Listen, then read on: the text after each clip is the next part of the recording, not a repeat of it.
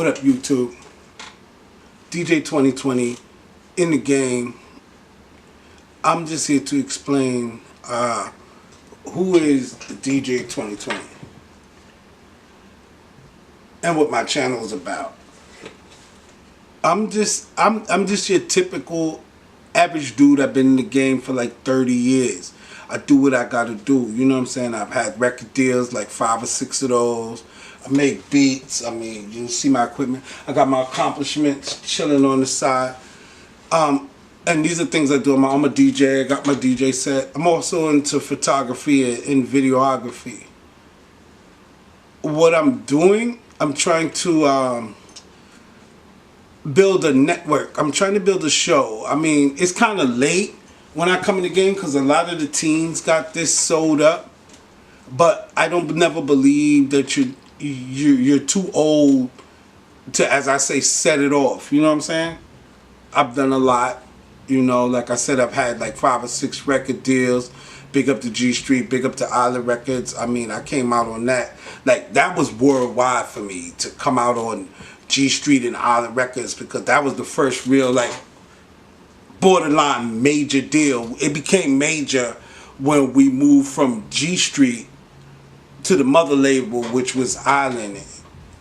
That's when we dropped that album, Let Me Explain. But then, you know, the dude I was dealing with, I guess, I'm not going to say his loyalty wasn't there, but he just didn't want to do it no more.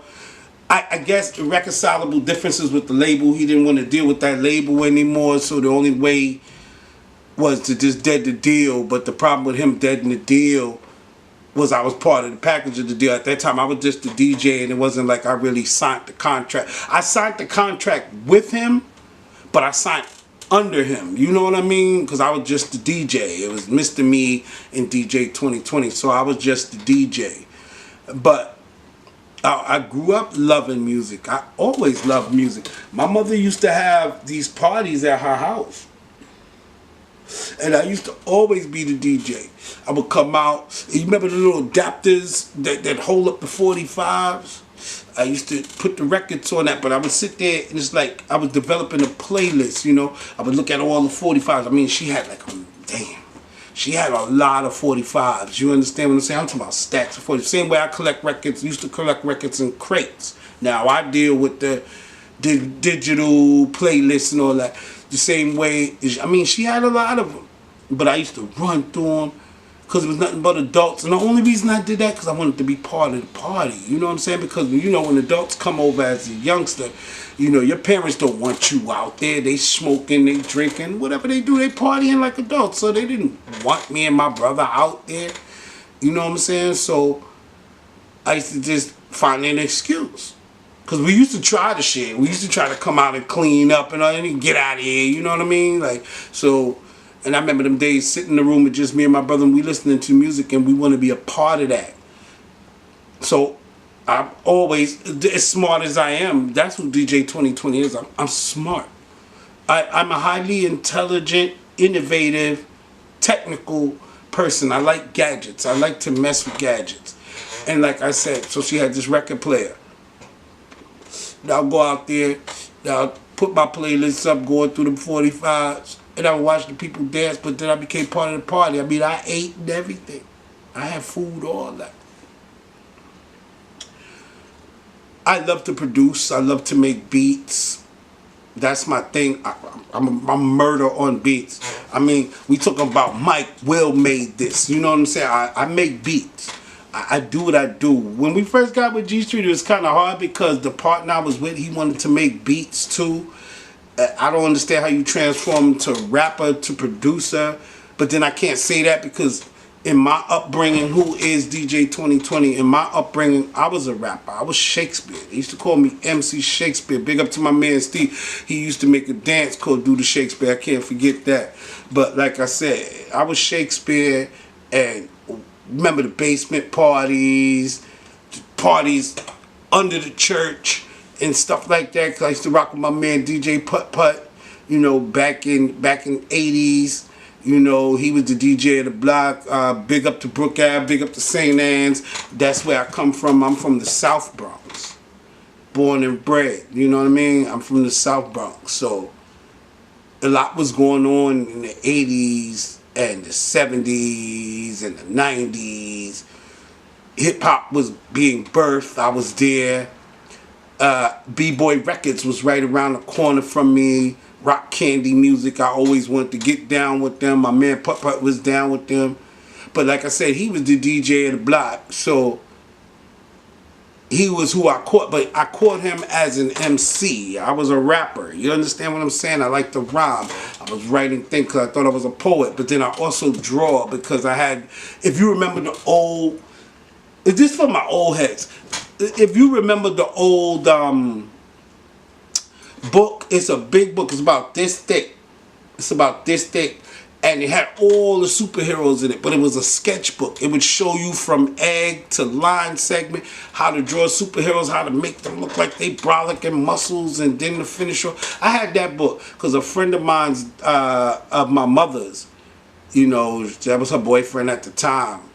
I guess on some real shit, excuse me, on some real shit, he bought me that book to keep me out of their face, because you know he wanted to be with my moms and they wanted to have chill time, and my mom was the type of moms that she was our friend. I'm talking about for real. She was like really our friend because she didn't let us go outside. We were latchkey kids and we stayed home a lot, and we stayed home not because we wanted to stay home, it's because she didn't trust the streets. There was a lot going on in the streets and she ain't want us in the streets.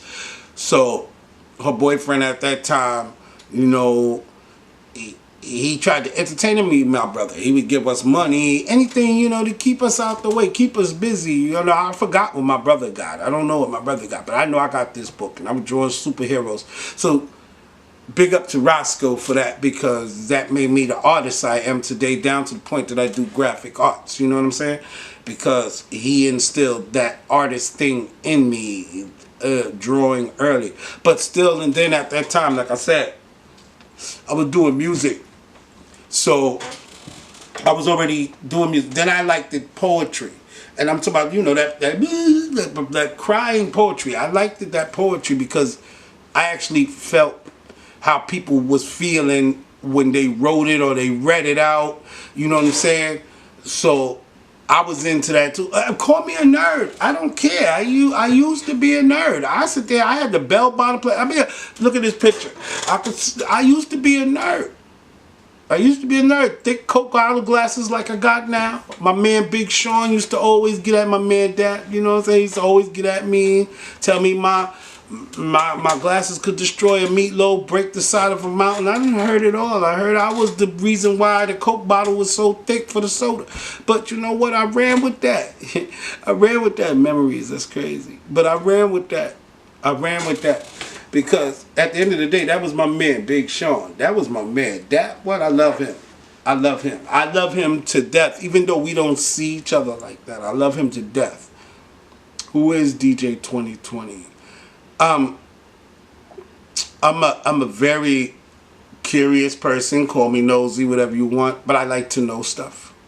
I like to know everything. I like to know what's going on around me. You know what I mean? That's me. That's me. I can't be out of the loop, because if I'm out of the loop, then I feel lost. Once I feel lost, I get lazy. I don't want to do nothing because I'm stuck on this. You ever been like that where you just stuck on this thing? And that's me. That's my life till this day. I stay stuck on things. If I don't know, I fear the unknown. But I don't fear the unknown like I told you about the roller coaster. I could fear it all I want, but will I try it? I got no problem with trying anything. You know what I'm saying? My first fight was a trial and error. But you know what? I had to do it. That's why I am the way I am today. I can't beat everybody. I'm not knockout king. I don't hold no titles, no WWEs, UFCs. I don't hold none of that. But I don't fear nobody but God. You understand? I don't fear anybody. I love everybody. I hate nobody. That's who DJ 2020 is. I like to work. I like to do things for people. I don't look for nothing in return. That's not how I get down. I don't look for nothing in return because I feel God blessed me with a talent. And when you get a blessing from God, like a talent, you're supposed to share that. I mean, if there's any monetary value, that's going to come. Like I always tell people, money going to knock on your door. If it's time for you to get money, it's going to knock on your door. You know what I'm saying? You can chase it all you want. I keep telling people, you're not guaranteed when you chase. But then I give you points because you're putting in work, but you're not guaranteed if you chase money. Buddy, if you want money to come to you, the saying goes, if you build it, they will come. And that's what I did with me. Till this day, my 47th year in life, I'm still building me. I'm still building my brand. I'm still building my product. I mean, I'm building. I got a manhole that people would love. Manhole. I got a man cave that people would love. Because I got everything here. I got my official DJ set over here. I got all the work. And this is on my own. No record company. On my own. All my accomplishments. This is all work I've been doing. This is the only work right here that I had a record deal. Mr. Me in 2020. That's the only one that I really had a record deal for. And it wasn't, and I know the haters. Y'all gonna sit back and y'all gonna say, oh, because you whack or you irrelevant